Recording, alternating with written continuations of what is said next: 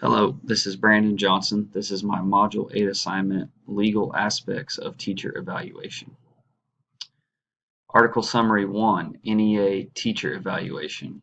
This article discussed teacher evaluation and teacher rights within the evaluation process. It also discussed ESA, which stands for Every Student Succeeds Act. This ended the federal government's involvement in prescribing and influencing teacher evaluation systems across America. Um, Within this article, it also discussed how test scores were no longer looked at as the main aspect of the teacher evaluation process.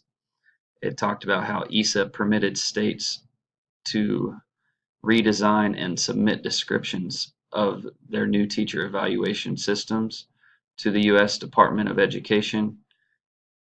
It also discussed how these systems should be evidence of student academic achievement, and they should include multiple measures of educator performance. It was a very interesting article on the evaluation process.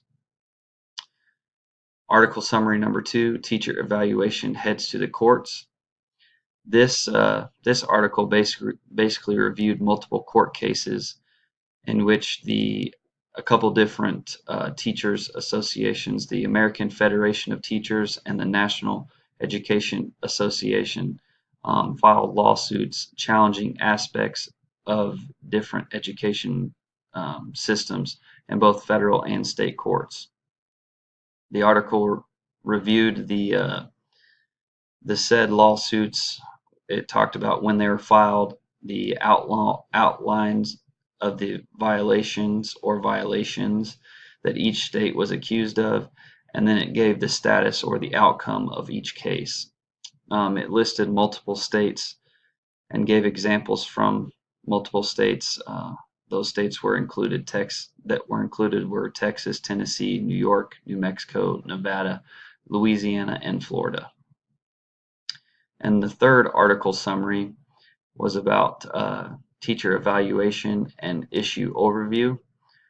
This article basically gave a brief overview of issues as they related to the teacher evaluation process and just kind of outlined, where the teacher evaluation process started at and how it's gotten to where it's at today.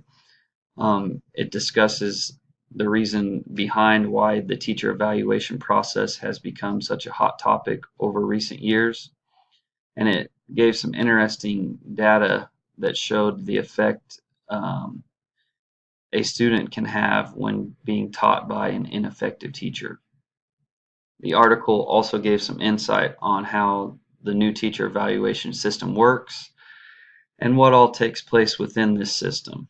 And lastly, the article discussed how teacher unions have responded to this evaluation process and how they oppose the inclusion of students' standardized test scores within their evaluation of their teaching. To take a look at the evaluation process within my district, Hayesville USD 261. So we use the HEAT document. This stands for Hayesville Educator Assessment Tool. This was developed by a committee of stakeholders within the district in 2014, and it was last revised in 2018. It focuses on instructional practices, professional responsibility, student learning, and content knowledge. It gives the teachers a rating on a 4-point scale: highly effective, effective, developing, and ineffective. And teachers are evaluated during the first 2 years within the district and then on a 3-year cycle. Teacher evaluation in my district as far as disagreements go. Within 10 days of the evaluation conference, a teacher may put in writing any portion of the evaluation that they feel is inaccurate, unfair, or incomplete. And then the educator may also request a review of the evaluation by the superintendent. A legal case that I researched for this assignment was Houston Schools versus Teachers. In this case, it highlighted that 9 Houston teachers sued the school district over an evaluation process in 2014.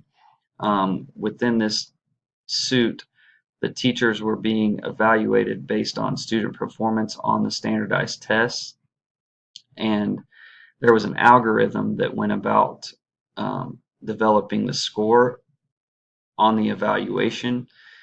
The teachers were not allowed to know how this algorithm came about because the company that did it said that it was not public knowledge and there was no way to check for errors. The teachers were then potentially let go because of their lack of effectiveness on the standardized tests. The school district eventually ended their contract with this company that created the algorithm in 2016. And then my reflection. Some of the things that I need to make sure that I do as a future administrator when it comes to the evaluation process. Number one, first and foremost, make sure that the evaluations are done following my district evaluation procedures. I need to know the ins and outs of the evaluation process. I need to make sure that I have a pre and post evaluation meeting. I need to make sure that I also keep those deadlines and work in accordance with the teacher. Secondly, make sure the evaluation is complete in the most professional manner possible, leaving out all bias and opinion of the said teacher that I am evaluating. I need to allow the teacher to ask questions. I need to value their opinion and try to work with them to improve their instruction. And lastly, I need to keep in mind the ultimate goal of trying to give valuable feedback to my teachers to improve their instruction and ultimately improve student learning. Again, my name is Brandon Johnson, and this is my Module 8 assignment for EDL851. I want to thank everybody for watching. Thank you. Bye.